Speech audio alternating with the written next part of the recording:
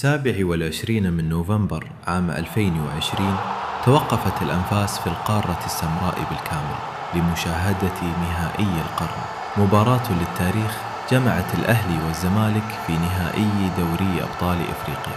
البداية كانت حمراء بصاعقة مبكرة من عمرو السولية أشعلت اللقاء، لكن الفارس الأبيض رفض الاستسلام، وجاء الرد بلوحة فنية ساحرة وتصويبة لا تصد ولا ترد من الأباتشي تشيكابالا لتتعادل الكفتان وتشتعل القمة. صراع تكتيكي جبار وضربات متبادلة بين القطبين، حتى جاءت الدقيقة 86 لحظة أوقفت الزمن ليروض قفشة الكرة ويهز الشباك بالقاضية الممكنة، معلنا تتويج الأهلي بالأميرة الإفريقية التاسعة.